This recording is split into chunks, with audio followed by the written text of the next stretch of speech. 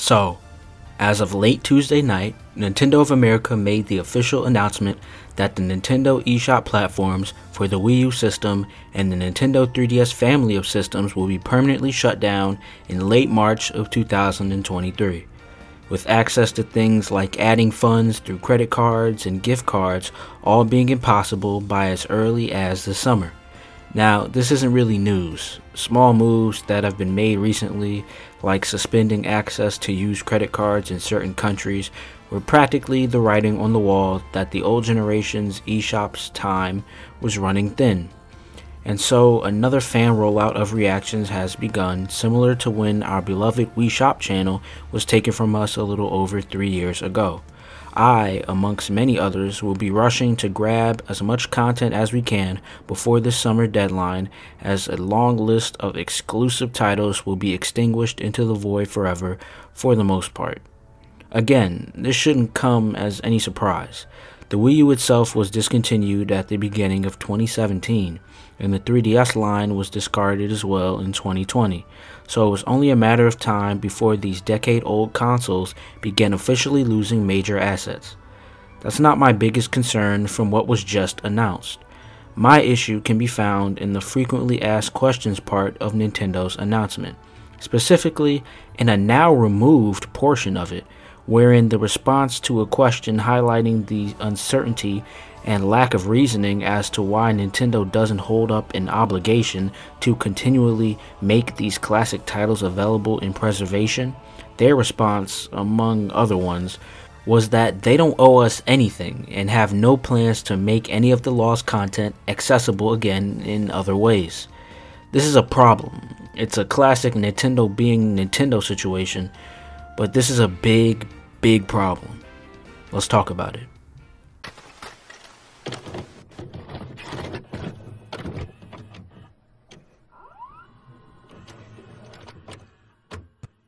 Now, amongst losing these old platforms, what becomes more and more alarming is the aloof, entitled, and hypocritical stances Nintendo continues to make on the matter of legacy content every time. I discussed Nintendo Switch Online in great depth on this channel at this point, and we can all agree that the NSO libraries are far from suitable and far from previous formats like the Virtual Console.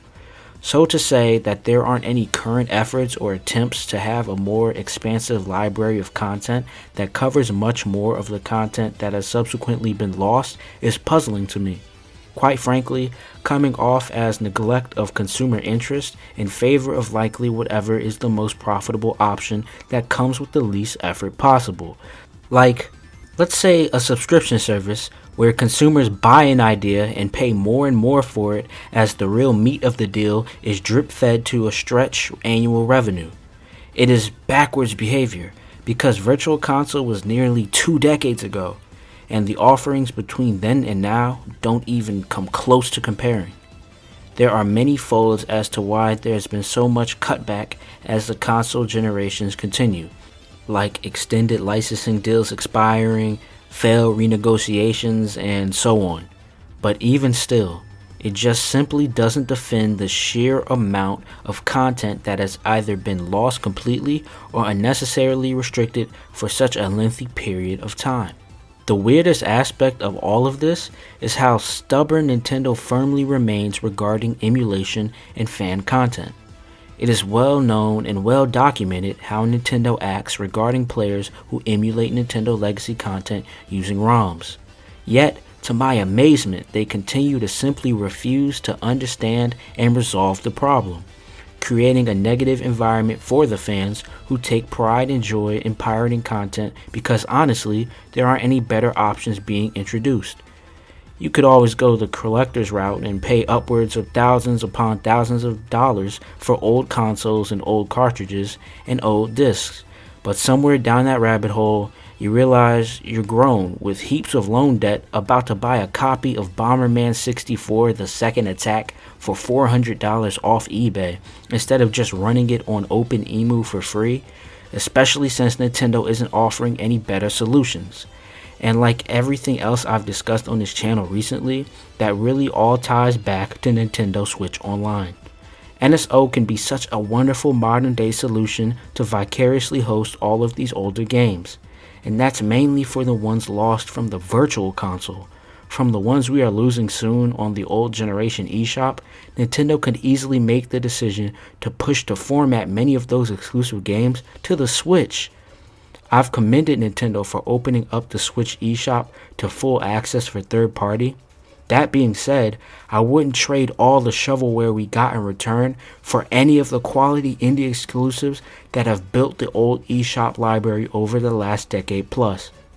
And reaching back to my recent discussion on improving NSO, how lively would the platform become overnight if we just had accessibility to all of the titles that graced the virtual console, or a vault of some of the WiiWare games? Just something, anything that showed a speck of effort beyond trying to stretch our dollar out as far as possible as we enter the Switch's 5th year. All in all, the announcement of the closing of the Wii U and 3DS eShops are another fold in a long, prominent, and pretty unnecessary rift between Nintendo and its consumers regarding the accessibility of their games. As for what it means for Nintendo moving forward, I believe it is another strong sign that the outlook for any real and substantial improvements for Nintendo Switch Online remains slim and bleak. I still truly hope that something can eventually be addressed properly and ironed out, because there are just too many great games in this backlog to continue to be irresponsible and to continue to half-ass these offerings to consumers who have been consistent and extremely blatant about how much we've retained interest on Nintendo legacy content. Of course, it is unknown what will come for certain in the foreseeable future, whether Nintendo is simply unwilling to share any information at the moment, or that they are simply not focusing whatsoever on improving legacy content in the wake of losing these older services.